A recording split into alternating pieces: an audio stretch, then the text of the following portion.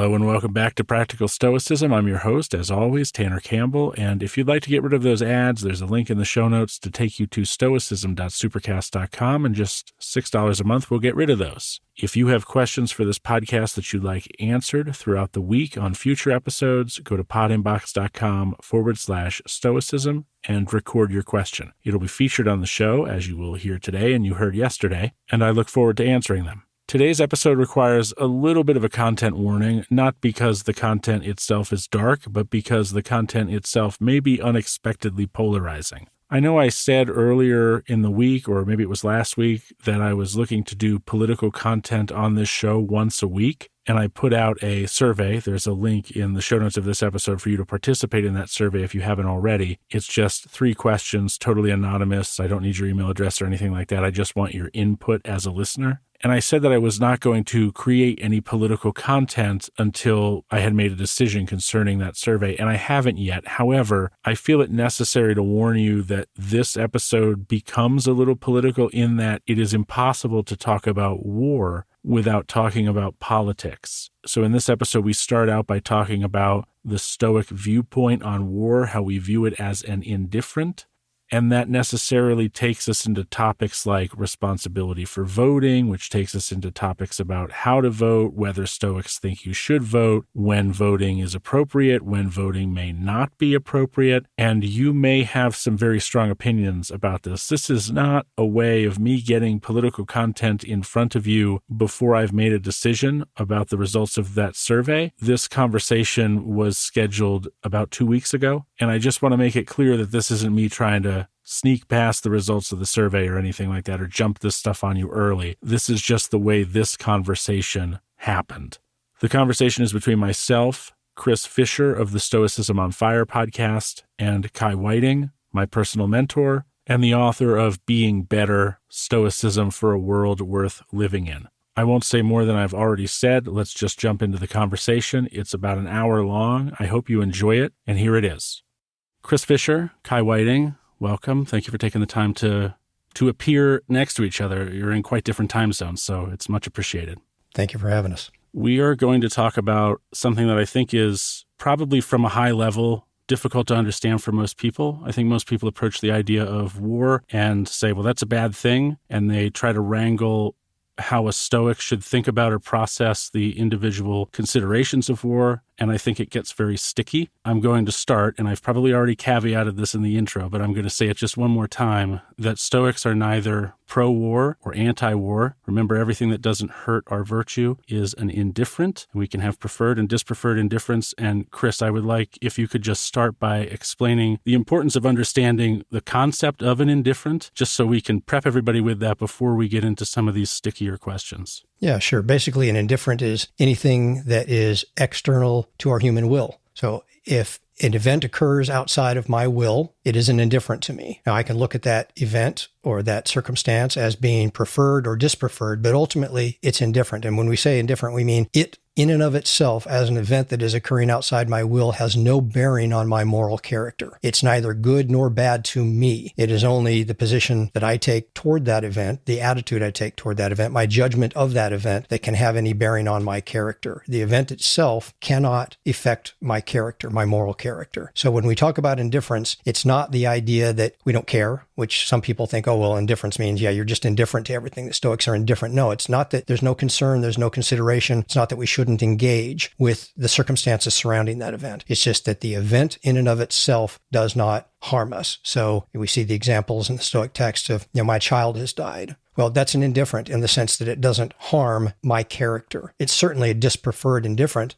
especially if I love my child, but it doesn't harm my moral character. I have to make a judgment that this is a bad thing and turn that into a negative emotion, apathy, in order to negatively affect my character. Alternatively, I could, have some normal human emotion initially, but accept that this is just a part of life. Death happens, and accept it as a part of some greater scheme that I don't have complete control over, and therefore act positively, have a positive effect on my virtue, my character. So indifferent, literally, we can just say an indifferent is something that's external to you. It's not that you don't have any concern about it. It's not that you're not going to potentially act on it, but it's something external to your character over which you do not have complete control. Even though you might have influence, you don't have complete control. And indifference can cause us, or rather can provide a friction point for unvirtuous or vicious behavior, right? So for the example you just gave, if your child passed away, that does not harm your virtue. But if you chose in response to, let's say it was a car accident, a drunk driver, maybe that's the example. If you chose then to seek retribution or revenge and take the life of that drunk driver, that is not an indifferent, that is actually vicious behavior. Would I be right about that?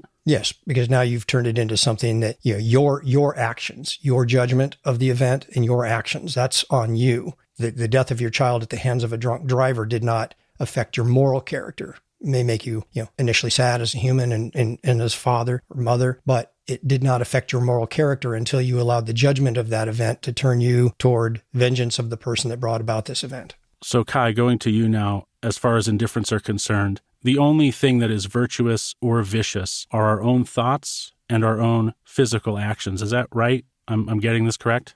And our attitude. Because you could do nothing but have such a bad attitude. So going to that example, you could you could be like hating the fact that your child died. And every time your wife tried to comfort you, you could give her the cold shoulder. You actually haven't done anything. You haven't pushed her away. You haven't said anything. But you're like, nope, I don't deserve to be happy. How could I be, as in happy in terms of feel any pleasure? I'm a father. If I even as much as smile, I'm a bad father. So I'm not even going to hug my wife. I didn't do anything.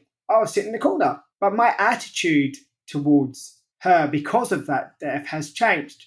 So now I'm not playing my role, I would argue, as being a reasonable father or husband, right?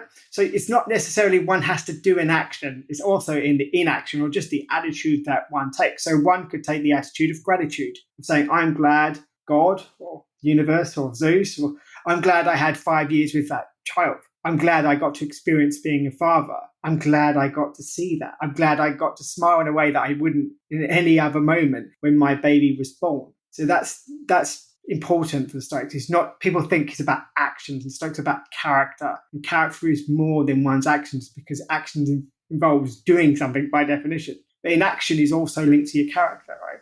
Another thing that I want to make sure that I say before we move forward is that what both of you have just said does not exclude protopassions, right? You can weep terribly when you lose your child. You can be sad, and that is not anti-stoic. Let's say that's not unstoic. Can we maybe walk through that just a little bit, how that is different, what a protopassion is versus a full-blown passion, let's say? A protopassion is, the Stoics oftentimes refer to that as the first movement. So you've received an impression, and this is an area that gets kind of a gray in my mind still as to where exactly the judgment occurs in there. But you've received an impression, and what we know and what modern cognitive science tells us is that some kind of judgment of that event may even be a predictive process that goes on in our brain, causes us to make an immediate judgment, good, bad. Is this something I need to fear? Is this something I need to, seek out? This is a part of what we as Stoics call oikiosis, the appropriation of those things that perpetuate our life. So this is what we could call an evolutionary process. We are just wired to react to our environment. And that would include being wired to react initially to a loud noise, a wave in the example that Arius Gellus gives us in the text, or the death of someone, where there's going to be a natural human emotion. The problem is it becomes more than a protopassion when you place the judgment on that. So now my child has died. It's natural for me to have a sense of loss, sense of some grief, some tears. But now when I go to the point where I say, this is a bad thing. Why, universe, did you take my child away from me? This is unfair. This is not right. And now I'm angry at gods and men, to use Epictetus's language in Enchiridion 1. I'm angry at gods and men for what has transpired here. So now I'm in a full-blown pathe, a passion, where I've made a judgment, I've accepted something that is an indifferent, the death of my child, and I've turned it into something that I've perceived as an evil to me, and when it is not. And so now it becomes a passion.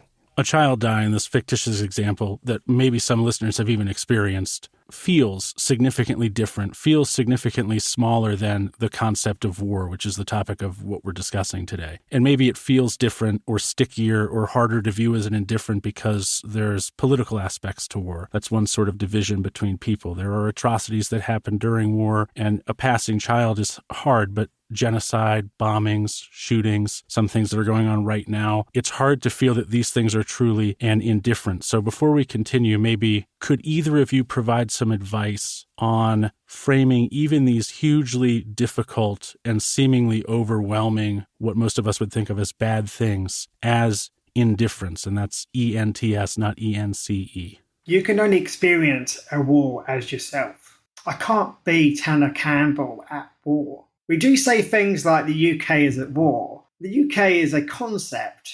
It's a concept. Potentially it's a flag, which is another concept. Potentially it's I shut my eyes and think of my king concept, or I shut my eyes and think of a map. The UK per se isn't really at war, because a concept can't actually be at war when we actually break it down. People representing the UK are at war potentially.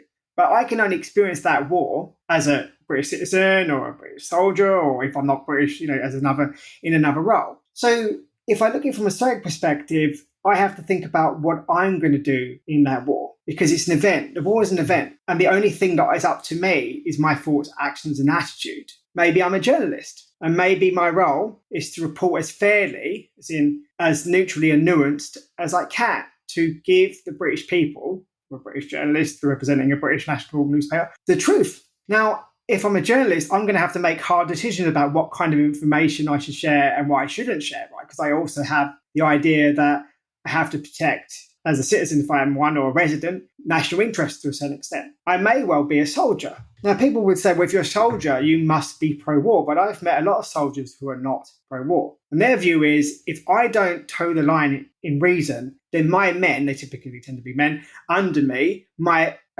involve themselves in atrocities. Perhaps by being a reasonable lieutenant, I can ask for calm when other heads have been lost, and where those men, if under a different leader, would choose a different sort of action. So if you think of it like that, if you say my job as a soldier is to protect my nation, civilians from harm, and obviously attack and counterattack the so-called enemy, then that's something I have to do. But I don't have to see that as positive or negative. I have to see that as my role. And within that role, what does that mean? Well, it will depend on the immediate circumstances and situation. There will be times that I have to send people into war and that I have to go myself.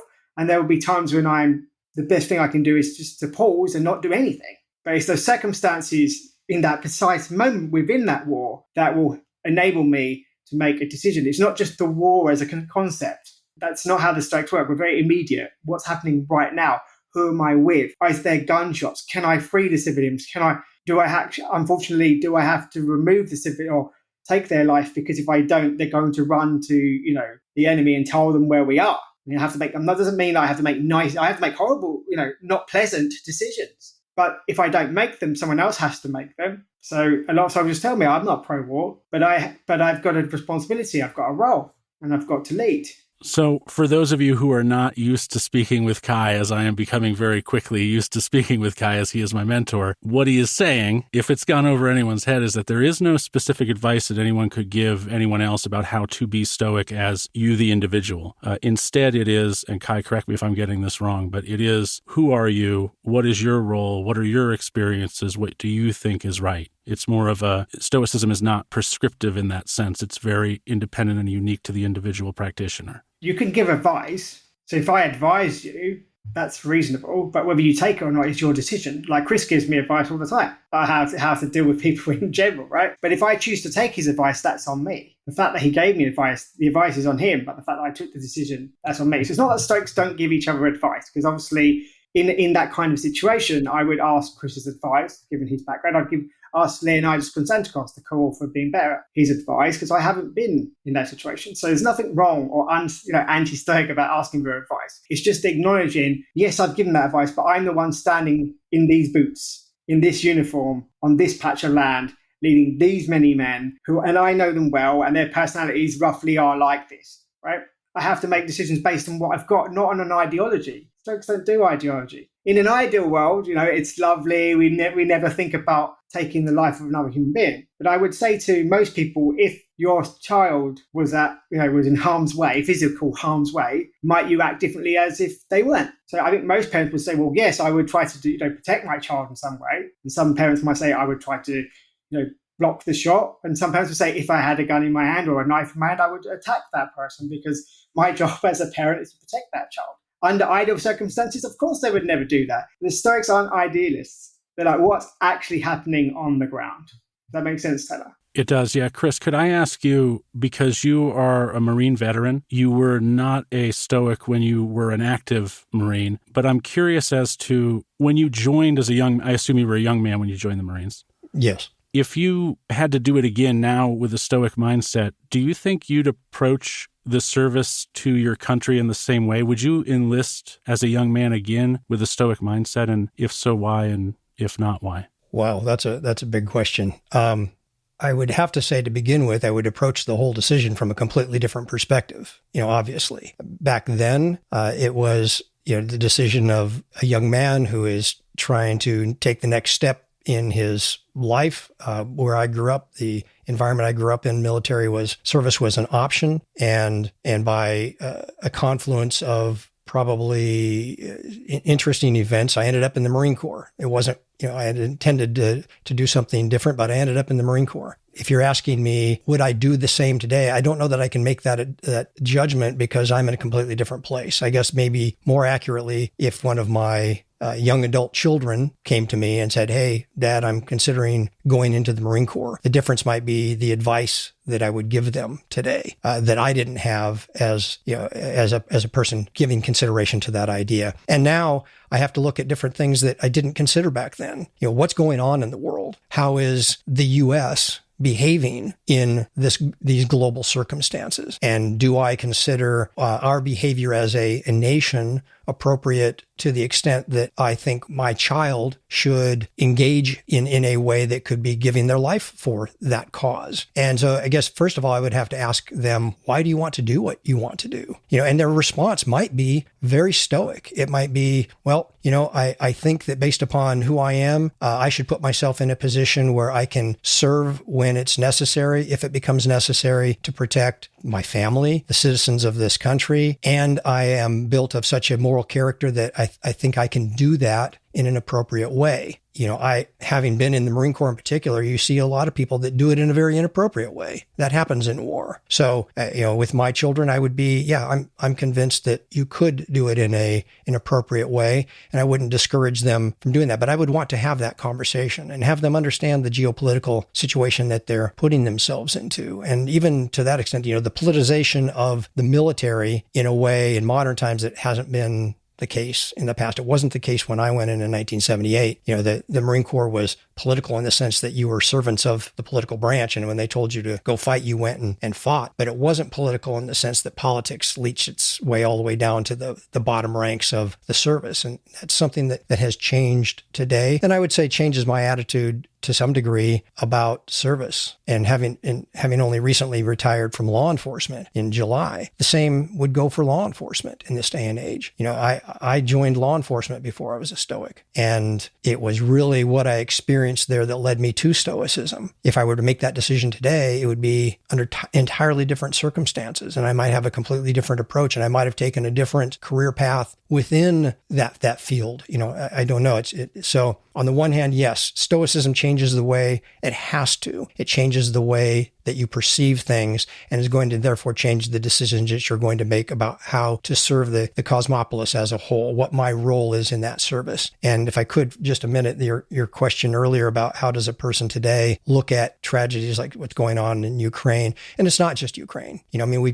We have what appears to be some euthanasia and some slavery going on in China. We have constant warfare in the African continent where people are being slaughtered and harmed by their leaders. So this goes on all over the world. And we live in a time when that's put in our face 24 hours a day via social media. And there's a part of us, I think, as human beings that think, well, I have some kind of a role to play in engaging with this. And the truth is you might have a role to play in the sense that you might be able to contribute money to something that would help people in these circumstances. You do have a role to play, at least in the United States, in the sense that you are going in your local elections and your national elections to vote for people that are either going to support, actions in these places or not support actions in these places. But I think it's also appropriate for a Stoic to realize I'm not in control of this. I don't even, as an American, I don't even know really what's going on in Ukraine. I can't know. Why? Because the only thing I'm going to know is what I'm told by my government, by European government, by the Russian government. Do I trust any of them to tell me the truth about what's going on? Probably not, because they all have their motives. So unless I'm a person on the ground there, or I have a relative living there that's feeding me real information, I probably don't know what's going on. And I think it's important for Stoics, and this is where, Anthony Long makes it clear in his writing that Stoic ethics becomes, he uses the term broken-backed, and argues that ethics becomes disabled when we remove two things from the Stoic system, determinism and providence. And he argues without those two, the ethics are broken-backed. So from a Stoic perspective, what does that mean? Well, determinism implies to a large degree not a disagreement with materialists or atheists, and that in Forrest Gump's words, it happens, right? Bad stuff's going to happen. And we don't have any control over all of that bad stuff that's going to happen. It's a part of what occurs. But the difference is, as a Stoic, the providential piece is viewing these things in light of, the long arc of history. What was Martin Luther King's famous saying that, the long arm of history bends toward justice. And we do see that in human nature, but we still have wars and things. So what does providence mean? Providence means that in some way, unknown to me at this moment in time, because I'm a human being living here on earth with only partial knowledge, this is going to work out toward an ultimate good event. Good. It serves a good that I may not understand. This cosmos is heading toward a goal that I cannot comprehend because I'm not the one who is running it, right? Now, to the ears of an atheist or an agnostic, what I've just said is, anathema. But the point is that it is intertwined in Stoicism to such a degree that you can't separate it. When we come to thoughts about war, we cannot take these apart. So as a Stoic, for me personally, I can look at what goes on in Ukraine and I can ask, what can I reasonably do? And if I can do something and it's within my role to do it, I should do it. But beyond that, should I allow it to cause me despair if I can't do anything about it? Well, no. And I have to trust that what is happening is going to play out in a way that maybe 100 years from now we'll be able to look back and say, well, that's why this had to occur. Humans had to understand what was going on here. We look at the geopolitical situation in Europe and what happened in 2 world wars, and we would not be the Western world that we are today if those wars hadn't occurred. As atrocious as they were, as awful as they were, good came out of it. It doesn't mean it was an indifferent, and what came out of it is an indifferent, but it's a preferred indifferent that came out of a dispreferred indifferent. And it could have been the case that had that war not happened, and this isn't a justification saying that war was a good thing, but it could be true that had that war not happened, the indifferent that arose from a war, from the absence of that war, could have been worse than the indifferent that we find ourselves in today. Am I following that correctly? Yes, if that war didn't happen, we may not have anybody with Jewish ancestry alive today, or the few that would exist might be, hiding out in other countries and where they can't be found. If the Nazis had taken over all of Europe and then had combined forces,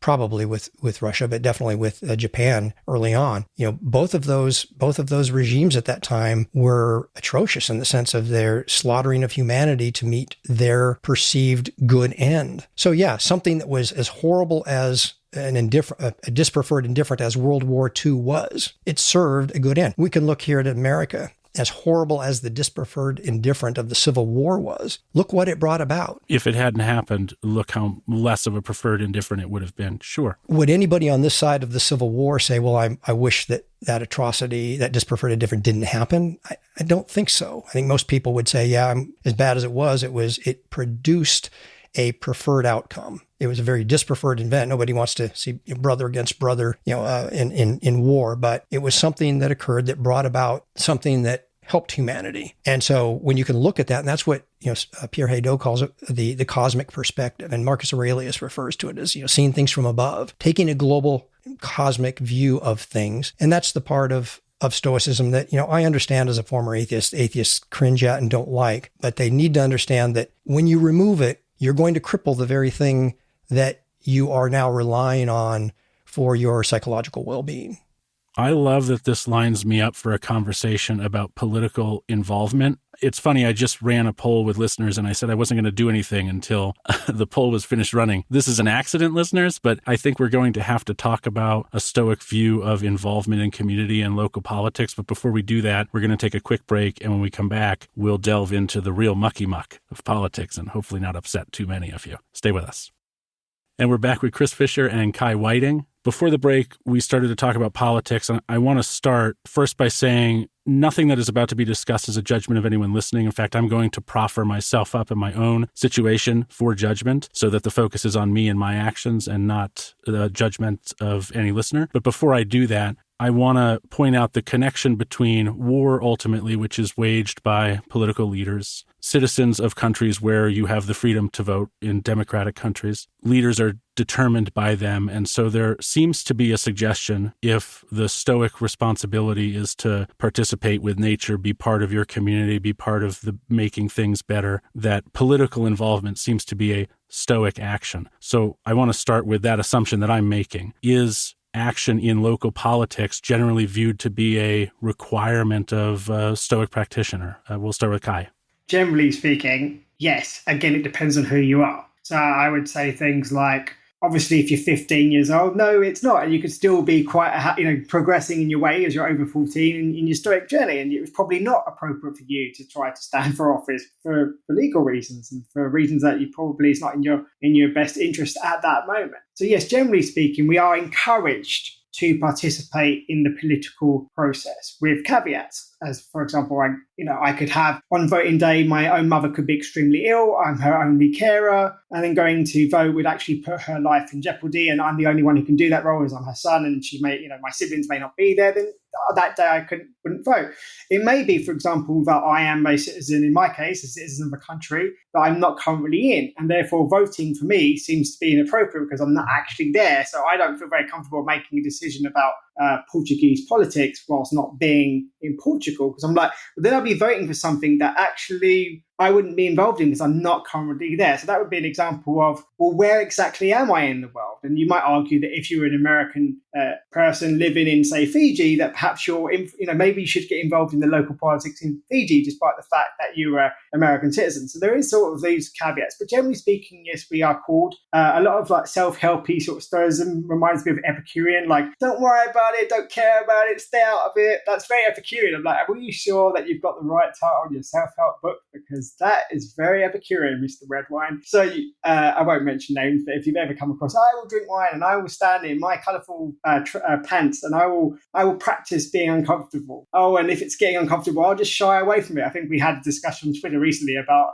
if I don't like a film, I'll just get up and leave. So the idea that's very sort of Epicurean. But Stoics is like, yes, if things get ugly, it may well be that you're the only person who can take a stand. So I would say yes, firmly, generally speaking, we are called to integrate ourselves into society and to answer that call. It doesn't mean, though, that we should be activists, right? People say they don't mean that we have to be activists, not necessarily, or politicians. You just might be the person handing out leaflets. You might be an academic about environmental issues. In my case, for example, I don't at the moment, I'm not sitting on the main road protesting in the UK and stopping traffic and ambulances going past for political reasons linked to the environment. For me, I don't think that's appropriate in my role. So again, it's about who you are, what can you reasonably do, and why do you think that course of action is the best course of action? And it is something you have to reason through. So one doesn't need to be an activist to be politically engaged, and one doesn't need to be a politician to be politically engaged, to be participating in the greater good or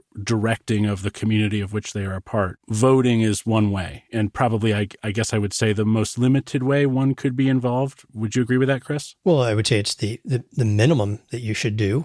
it is vote. And, you could choose not to vote, which in a sense is a vote, but voting is a way to have a political voice. I mean, we've fought wars so that people can have their voice. We've had lots of very in-depth arguments and disagreements here in America about who gets to have that voice. So, this is something that's a part of our form of democracy, which is really not a democracy per se, but here in America, voting is your right, and you should take advantage of that. Now, you can engage, obviously, the system, the cosmopolis as a whole, would benefit from people with a virtuous character and Stoics engaging at a higher level of politics. We can look, and I can only speak for America, but we can look at most of our politicians, and we can say the one thing that they almost universally lack is virtue, right? They have lots of political power, but many of them don't appear to have any virtue whatsoever. So it's our responsibility to elect them. And if we think that we are capable of filling one of those roles, and you feel that is your calling, then as a Stoic, you should. But the point of Stoics is, again, in contrast to the Epicureans, is that we engage in society larger than our family and our tribe.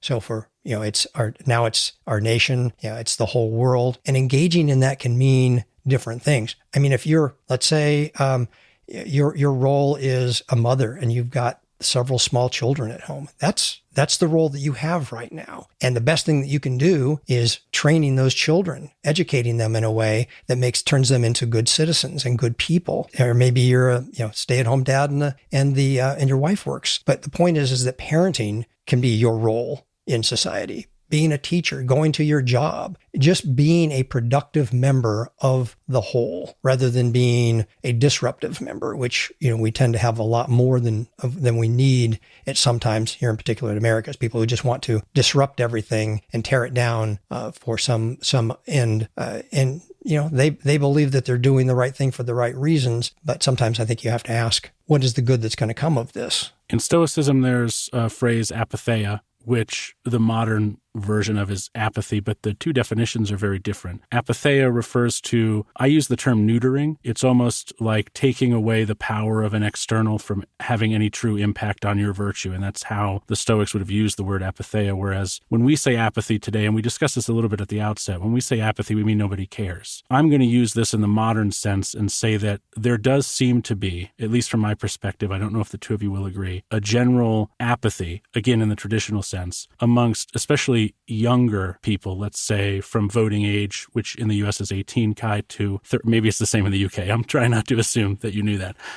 But there seems to be a general increase in apathy, again in the traditional sense, about involvement with politics. And I said I was going to offer myself up as a lamb of slaughter here so we didn't focus on listeners and we could focus on me instead. I chose not to vote in my most recent local election in the midterms because I felt not necessarily disenchanted, not necessarily apathetic, but I did feel like primarily the two people that I had a choice to vote one or the other, both of them compromised my personal values to such a degree that I felt uncomfortable. What does Stoicism say about somebody like me in that situation? Did I make a unvirtuous choice to do that? Me specifically, not anyone else listening. Kai? I think you engaged. It wasn't apathy because you preferred to have an extra beer, so that meant that you couldn't get up in the morning and go, well, I was going to vote, but I drank an extra, Bud Light. How dare you just pigeonhole all Americans into Bud Light? I caught that. I had to, sorry. we don't drink that stuff here, so I had to.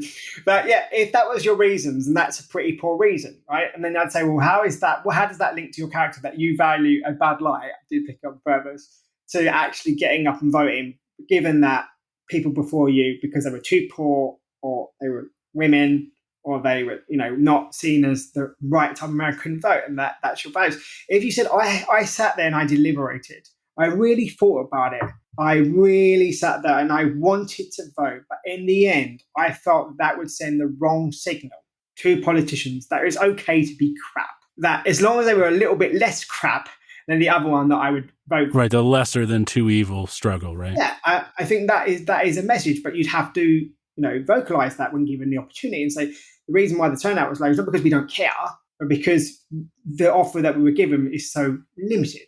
And I find there's sort of two responses, actually. One is apathy, but also one is like just screaming and shouting and getting angry, right? And the idea, well, because I'm angry, I'm therefore right. And it's the Stoics are like, well, anger doesn't make it right. Anger is about you and your emotion.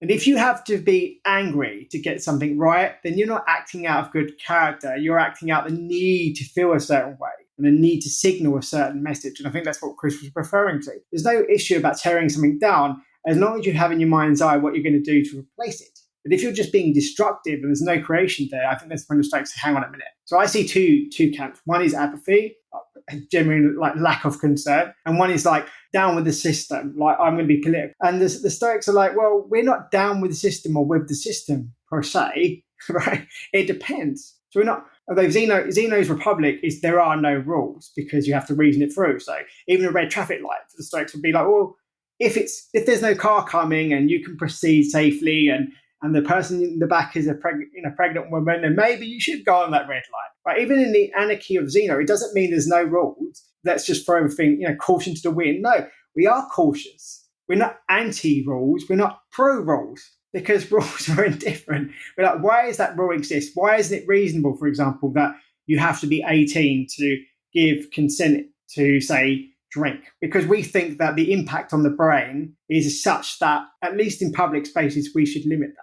I don't think a state would be, well, down with that rule. The rules are different. No, it's like, why does that rule exist? Why do you feel that you shouldn't vote? Or I think that you could have a situation of civil disobedience where the entire population decides not to vote. But that is a political action. So it's the engaging in link to my character, in your case, your character. I don't think it says anything negative about your character, Tanner. It's just my opinion, and Chris, you might have a different one. When you decided that you weighed it up, you thought about it, and it just was not sensible. It was not a rational decision to vote for one of them. But it does become problematic in the long term, right? Like I recognize that about my own situation, that I live in a place, in a state, in a county where the two options available are not great options. And so I couldn't ethically make a choice that I was comfortable with. I think that influences the outcome of an election in that it reduces the total count. And so if it influences the outcome of an election, it is a vote of a kind, which I think you said at the outset, Chris, to the question as well. But for a person in my situation, wouldn't I be called as a Stoic who cared about what eventually becomes leadership, what eventually becomes decisions about war, because that's what we're talking about. If I'm in a position where I feel I can't vote, might I be called to do something about that?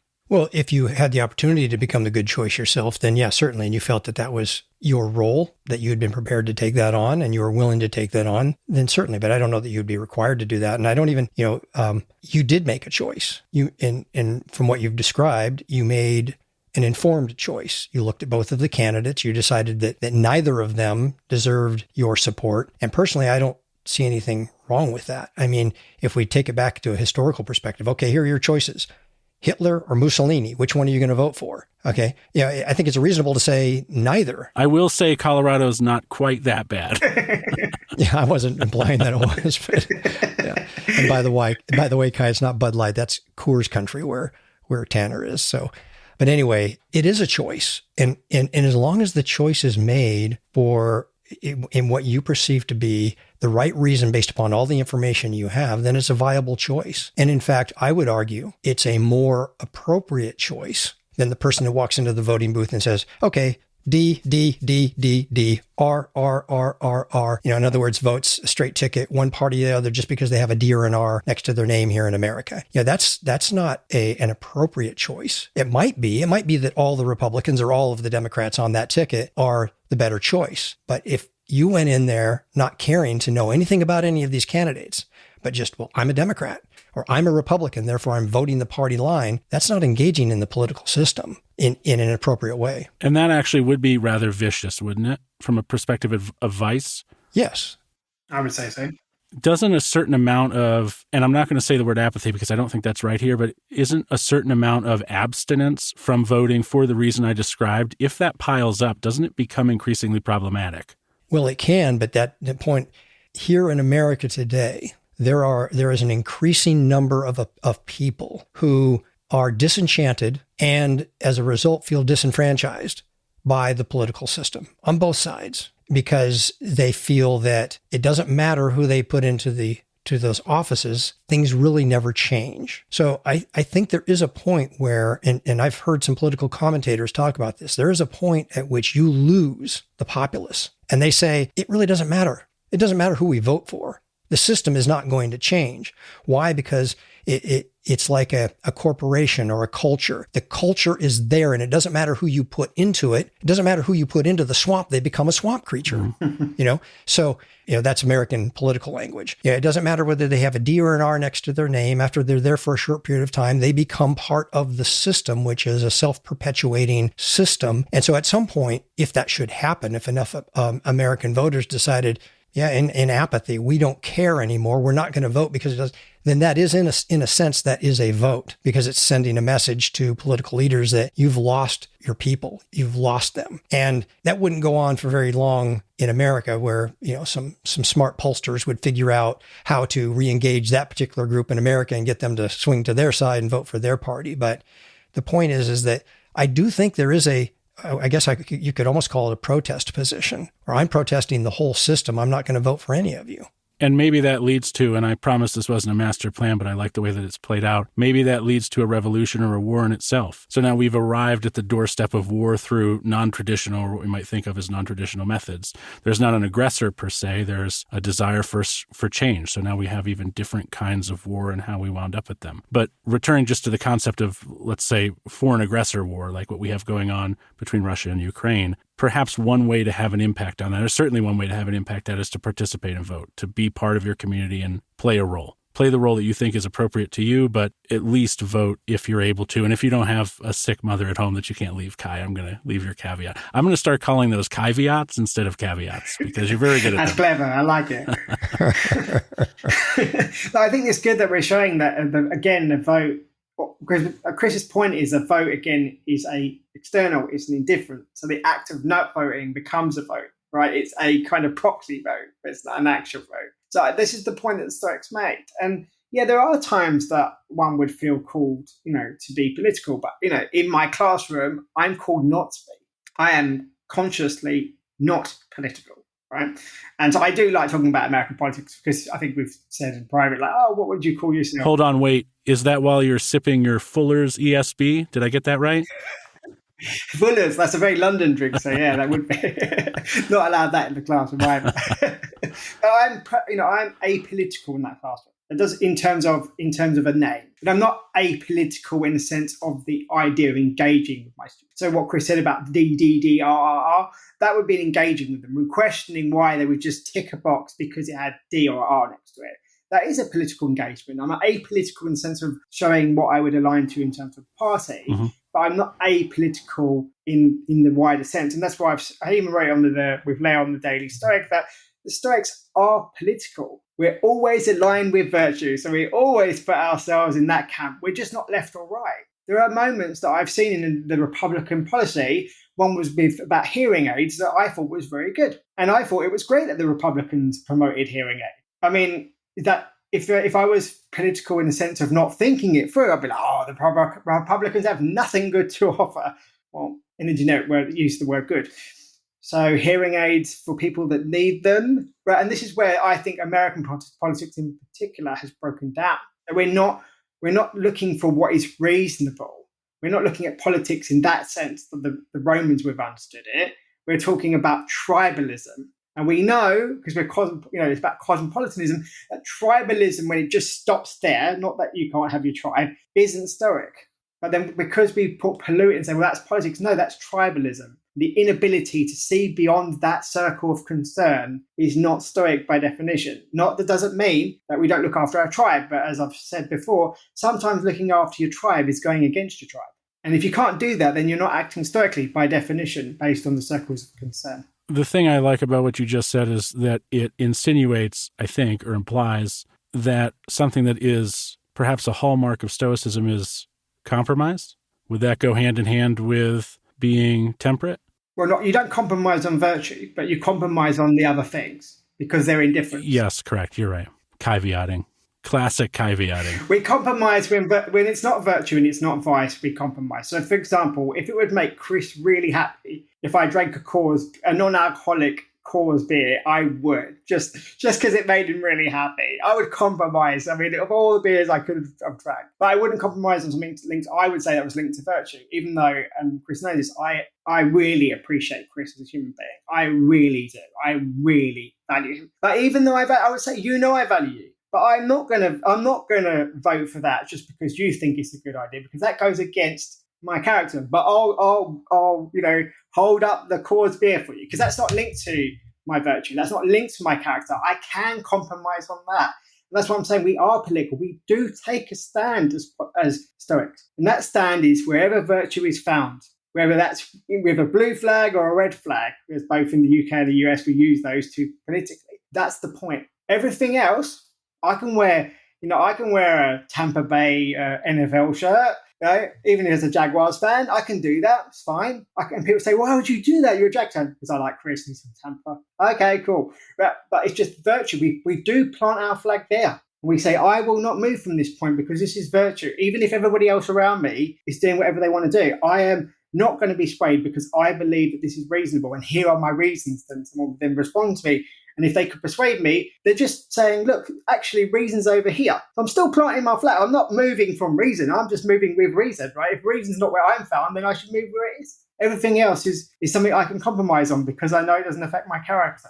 It certainly does reinforce something that I think it might have been you, Kai, who said it to me, that Stoicism is difficult. And maybe it's true that any philosophy, I've certainly found that the further I've dove into Stoicism, the more I realize that it's kind of like it's almost like a Venus flytrap of sorts, that once you're in it, there are certain rules you learn that you have to abide by unless you're deciding you're going to leave it. And I think that that's probably true of any Stoicism, I think that's true of any philosophy, that once you get seriously involved in it, and probably religion as well, you realize that I think I'm doing it, but I'm not actually doing it. So if I want to do it, maybe I need to put more effort into it. And it sounds like, especially in America, Chris, I know you will definitely agree with this, it's really hard to be an outlier in any capacity. It's really hard to say, well, yeah, I know that's what everybody on the right or the left is saying, but that's not how I, a member of the right or the left, feel about that. And I feel that the right thing to do is to say that I don't feel that way about it and to vote my conscience on it. That's generally not smiled upon so much here in the States these days. Yeah, it's interesting because for a country that prides itself on individualism,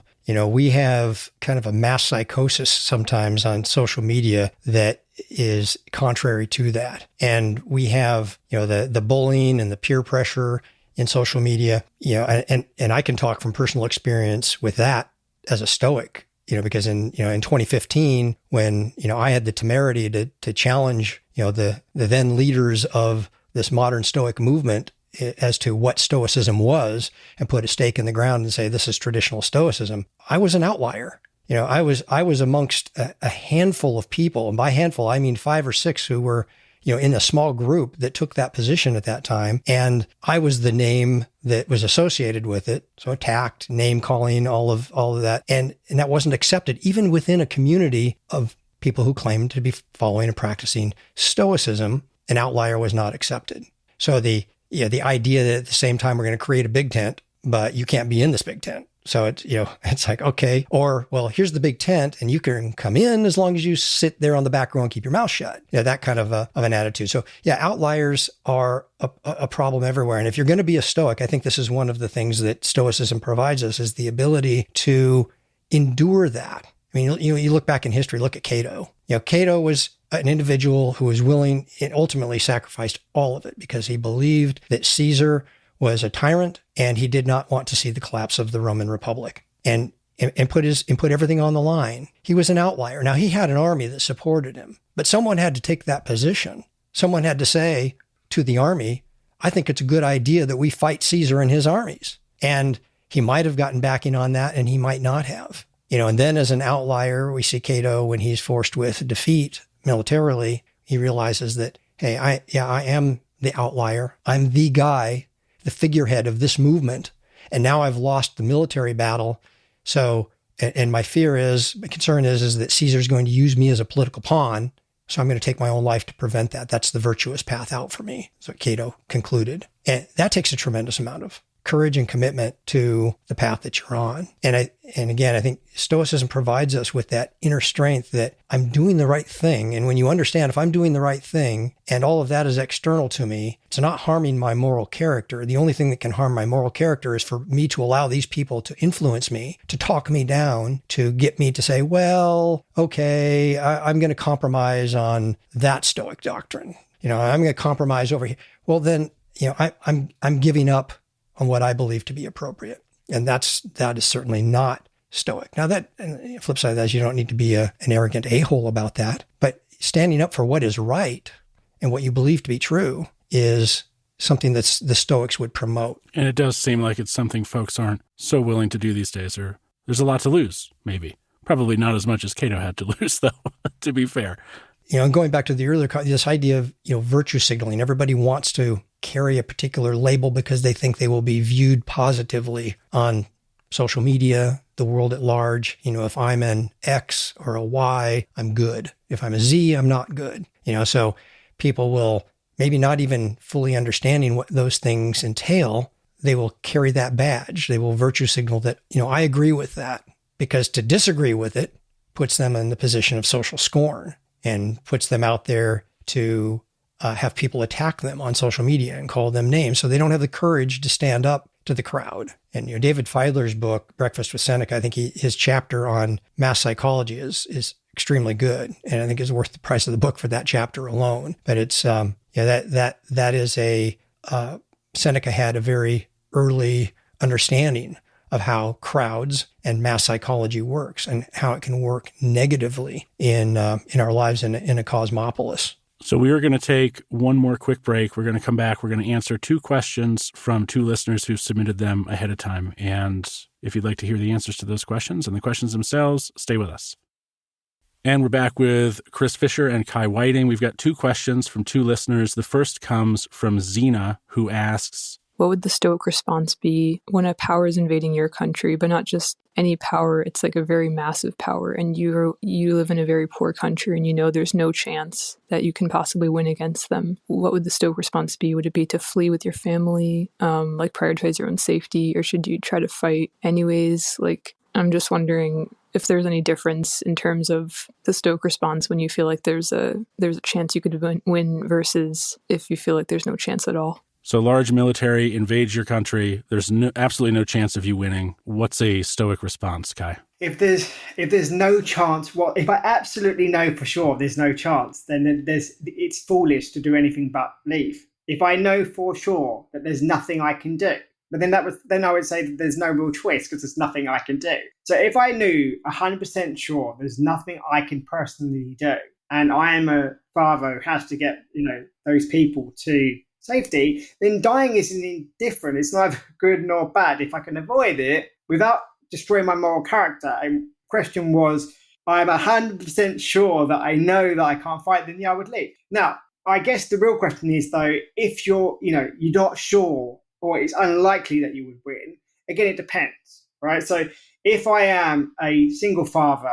and I can't defend the 2 children and fight, so I would probably look after those 2 children or give them to someone for them to look after. If I can't do that, I would take them myself. I don't know how to use a gun because in the UK, we don't really have them. So I'm probably useless. There's no point in me holding a gun if that's not going to help. I think my most powerful weapon would be my voice. I think I could, encourage people to make a stand, right? I could encourage people to leave if that's what we felt was the best thing. Now, if I was trained in the army, yes, of course I would stand, because if I don't do that, who does? But I think that I would be a danger to people, like Chris, who know what they're doing by going, well, Kai, you're just waving your gun around. That's foolish. As I said, it depends on who you are. So I think my job would be to possibly, they might say, Kai, get out of the way and educate our children in our values, because you're a teacher. Do that for us, because that's what you can do. Take those children on that boat and educate them all the way to wherever you're going to go, and remind them who we are and instilling in those values. Please don't wave a gun around. You're scaring yourself. That's the kind of thing I think that Chris would say. Well, there's something you say in there that I think is worth exploring just a little bit, because a modern, and I'm using a lowercase m when I say this, a modern view of Stoicism, so I guess I should say an incorrect view of Stoicism, is that honor and virtue are somehow synonymous, and it would be dishonorable to leave. But that's not really the case in Stoicism, right? It's not that, well, there's a war in my country, so I must stay and I must fight and I must give my life. And if I don't do that, then I'm somehow not good. But that's not the case, is it? It might. I mean, it would be dishonorable. If you were training the army, like you said. If I were dishonorable, I would, in the sense that my role is to train the army, then it would be of my dishonor. It would speak very poorly of my character if I left my men and women to die. There's no dishonor in the teacher taking the children to teach them. The dishonor would be like, well, I'm macho and I'm a man and I'm going to stand there and wave my gun and wind up Chris because that makes me a man. No, there's dishonor in that because I'm saying that my masculinity is more important than ensuring that I can teach the children the values of our tribe. And that's valuable. That's important. And I may be the best person to do it. And I may not. And Stoicism is understanding two things with living according to nature. One, your own nature. Two, the nature of reality. And the reality is I'm a terrible gunsman, so I probably shouldn't hold a gun. I don't know if I've ever heard the word gunsman before, but I like it. There you go. I'm that bad. I don't even know the appropriate vocabulary. Well, the first instruction, Kai, would be wave it in that direction. Right. Not over here. Chris, what do you think? Anything to add to that? Yeah, it's interesting because we have a very good historical example of this. Again, a lot of people are aware of the Battle of Thermopylae with the Spartans, but some people may not be aware of the circumstances for that battle, what led up to it, and why the Spartans did what they did. So what you have is an absolutely overwhelming Persian army bearing down on Greece and on Athens in particular. The size of an army that has the power to destroy the entire Greek army and murder and slaughter everybody. That's the reality that the Greeks are facing. There's no way we can win this war. There's no way we can ward these guys off. So what do we do? Well, they came up with a brilliant strategy. You have 300 Spartans and a small contingent of Greek military that are going to go and they're going to pick their battleground, and they pick this gap called the Hot Gates, Thermopylae. But they know they can't win. Every one of them knows it's a suicide mission. They're going to go there and they're going to die. But why are they going there to die? They're going there to die to give the citizens of Athens and the vast majority of all of the military trained men the opportunity to flee and get out of Athens. Why? Because there's no sense in them all dying. And now put yourself in the position, you're a military trained Greek and your role now is to run away, to flee. But that was the most appropriate thing that they could do, because to stand and fight meant certain death. And the Spartans, for them, well, we're the only group that can stand in this gap and hold these Persians off long enough to give our fellow citizens time to escape. And that's exactly what happened. The Greeks, the Athenians escaped Athens. The Persians, of course, slaughter all of the Spartans. They destroy Athens. They rack it. They raze it to the ground, burn it, and then of course the Greeks win the sea battle, which turn of the events. But the point is that those Greeks that were saying there, yeah, the right thing for me to do is to flee. There were also times, even in military history, modern military history, where the right answer might be retreat, because let's pick this battle on another day. It's not courageous for us to stand here and be slaughtered because we're facing an overwhelming force. Let's fall back into a better position and fight another day. And the truth of that, the outcome of that battle, is that if those soldiers and those other Athenians had not fled, maybe democracy didn't survive. Correct. Athens would not have survived. They would have slaughtered every man, woman, and child. That was their intent. The Persian king was not happy. This was an ongoing multi-generational conflict between the Greeks and the Persians. And their intent was to destroy Athens. That's interesting. I just had Eric Cloward on the show just a couple episodes ago, and he mentioned that might have been the most definitive war of all time, to include World War II, because had the Greeks not behaved in the way they did, had that battle not gone the way it did and reduced Persian numbers the way it did, then democracy may have never survived the Persian-Greek war, I should say. Yeah. The next question, and the last one, comes from Carlos Garcia, who asks, I'd like to hear the Stoic opinion on military personnel who come home to poverty, being homeless, and maybe even being thrown into jail. Chris, you're a veteran, and of course also you have just recently retired from the police force, so I'm going to let you speak on this. I think you've got the most relevant experience. Yeah, I mean, first and foremost, as a society, we owe it to the people that we've sent off to war. And whether that's war abroad or war on our streets here in America, we owe them the psychological support that they need to endure what they have faced. We have an unprecedented number of law enforcement officers here in America taking their own lives these days because they can't tolerate what's happening, the psychological strain on them. And soldiers are at a whole different level of the psychological duress that they undergo, and then come back to a society that may not understand what they did, may judge them for what they did. And some of those things may actually trigger real mental health problems. And in some cases, it's just that they need the help to help them get back onto their feet and to transition back into what we call civilized society from a war zone. We don't do, in America, I don't think we do anywhere near enough of helping those people. In the 1980s, it was a decision by our government to basically close down mental institutions and turn out people who would have been institutionalized onto the streets because we felt that it was not compassionate to keep them institutionalized. As a law enforcement officer who has dealt with that, I can tell you it's not compassionate to have them living on the streets, to have them living in homelessness where they have access to really hardcore drugs, which oftentimes take their lives, where they're fighting with one another. They're being constantly moved around in some cases by law enforcement because, citizens call in and they don't want the homeless here. So law enforcement is called to move them to another location, bury them deeper in the woods, whatever the case might be. It's rampant. The area where I was a cop here in Tampa was known as the area where there was a tremendous mental health crisis. And we were given special training in law enforcement to deal with that. But with a soldier, you have a whole different issue. And it might not be, they may not be suffering from some kind of psychosis, but the PTSD can get them to such a state where they become not just a threat to themselves, but a threat to society as a whole. And I don't think we do anywhere near enough in servicing those people.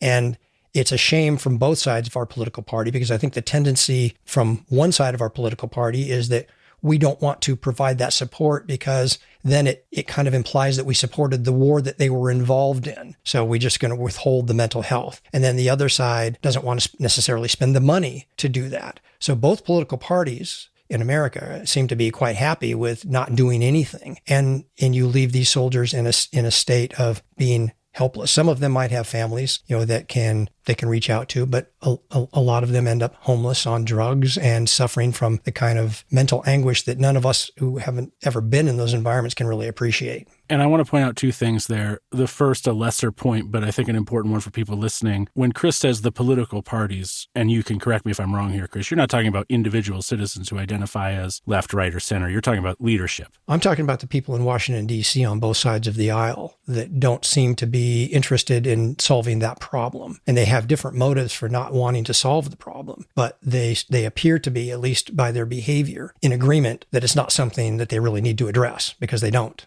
And then the second is that this is not an indifferent that we're talking about, right? Our responsibility to care for our fellow man, human, I should say, is not an indifferent. That is something that Stoicism specifically and expressly tells us we need to do. That's part of our human nature. Yeah, they're part of our extended family, our tribe, part of the cosmopolis. Regardless of what political bent you may have, society has some responsibility to take care of people that can't take care of themselves. We can have an argument all day long about maybe a potentially large piece of many societies that just won't take care of themselves and want to have others take care of them.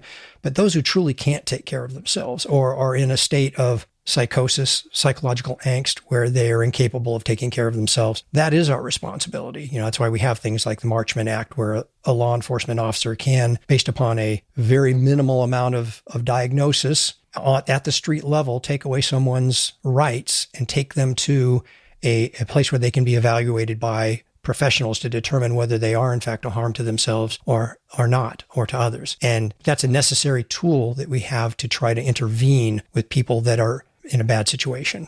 My understanding of that, actually, because a listener recently asked me a question about that, and so maybe it's worth talking about here. There's a Baker acting, which has to do with whether or not someone is a threat to themselves from a suicidal standpoint, and then there's a Marchman's Act, which is specific to drug abuse and mental health issues. Is that right? Yeah, I actually misspoke there. The Baker Act is for mental health. Marchman Act is, in a sense, mental health because most drug addiction is a mental health issue. But the Marchman Act is specifically geared toward drugs and alcohol. You are so impaired or so out of control because of drugs and alcohol, we're going to Marchman Act you. Baker Act is when there's some symptom that you're going to harm yourself or harm others. And it's a very intricate process. I mean, there's steps that a law enforcement officer has to confirm before, because you're taking away somebody's rights. I mean, you're literally using force to take them into custody and forcefully take them to an institution where a professional is going to evaluate them. And they have, here in Florida, I'm not sure, they have up to 72 hours to make that evaluation and then determine whether they need to be held longer or not. But that's the doctor's call, not the law enforcement officer's call.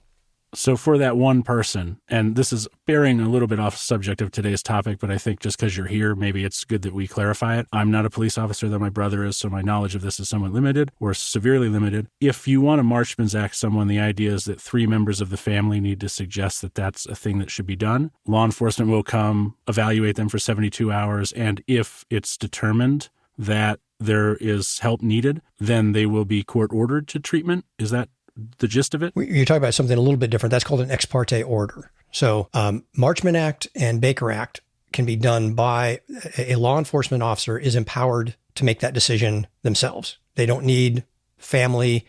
They may need family to corroborate the fact that this person is making threats to themselves or to others, but that's a law enforcement officer acting by himself. An ex parte is when, and I'm not sure the exact number, but family members appear in front of a judge and they ask the judge, and it's ex parte because the person who they're talking about is not there. They're asking the judge to commit this person, and they're going to provide that judge with evidence as to why, as a family member, they think they need to be committed, and then the judge issues that order. And then law enforcement would go out and take that person into custody and deliver them to a facility for treatment.